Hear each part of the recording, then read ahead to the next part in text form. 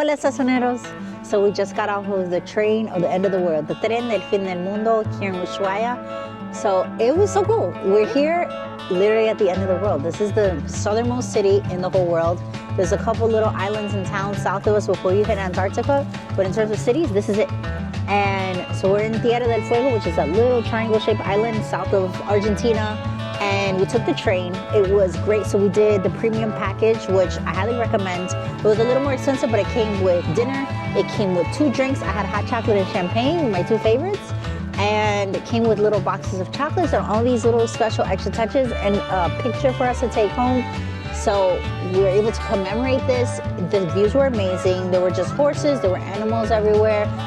Amazing views of the mountains, the snow. It was just complete winter wonderland. And so it was just really great to do it. You can see here is just beautiful landscapes everywhere. It really feels like this is it. This is the end. You know, when I'm sure when the explorers were exploring this, they were like, holy shit, we're here at the end of the world. But what was really interesting is that what we didn't know before coming here is Ushuaia was kind of a penal colony. It was a prison town.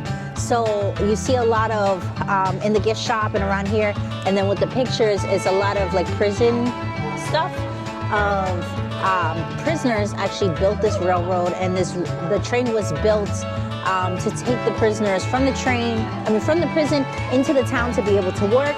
And so the entire economy of Ushuaia in the late 1800s, early 1900s was surrounded this prison. And so this prison is tied so closely to the railroad after they closed it down because it was some crazy Shawshank Redemption, Alcatraz stuff going on here. A lot of so abuse. we listened to some headphones, so there's a whole story about it. Like this man, he literally killed his whole freaking family. Yes, so one of the famous convicts that was held here was a serial killer from Argentina who killed his whole family. And the name was kind of offensive. His name was like the midget with the big ears, and that is, we don't say that anymore, little person.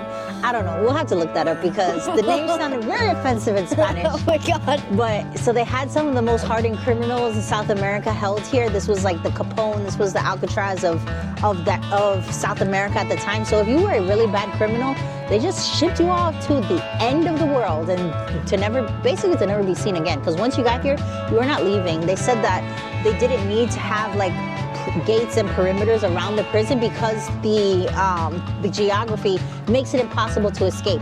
If you did try to escape, you would freeze to death. One of the things that we saw while we were on the train was this river. It's called the Rio Pipo, named after a man named Pipo who jumped off the train into the water to try to escape.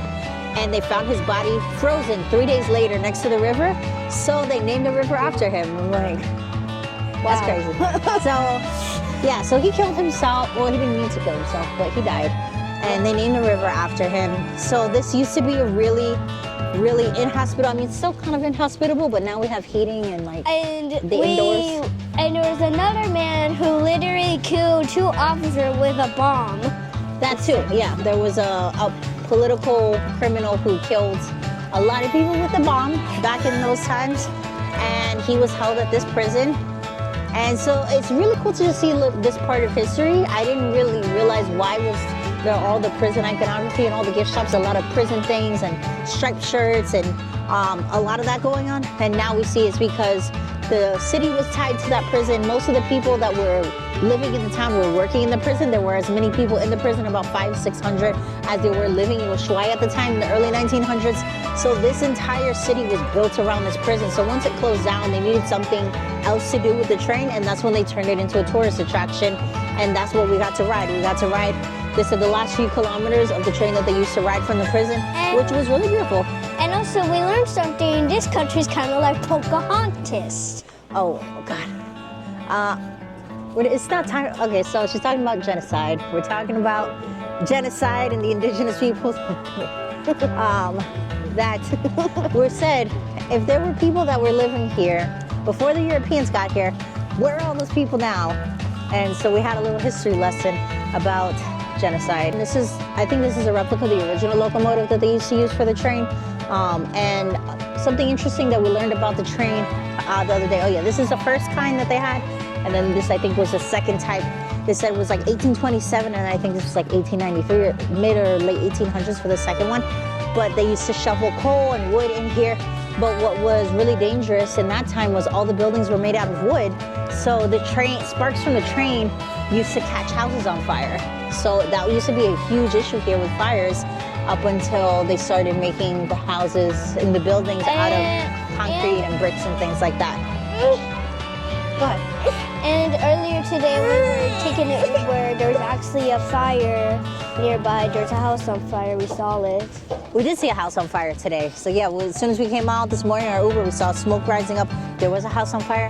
We haven't gotten any updates on that yet. Maybe we'll try and figure out what happened. Yeah, it could have been on Word. Yeah, you would think that there's not a lot of fires here because it's so cold, but it's also very dry. This is kind of, I mean, it's not a tundra. We've got trees and things like that, but Patagonia is pretty hospitable to a lot of plants and animals. So there's only a few things that can live here. They said things like foxes, rabbits, horses, condors, but not a ton of other animals. Yeah. But so what'd you think about the train? It was good. I had a good time. We got to see a lot of horses. One traumatized me because it was dead.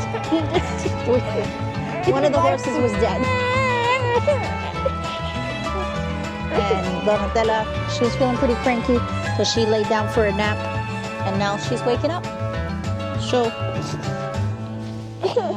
shh. So that was fun. All right. Thank you guys. Like and subscribe.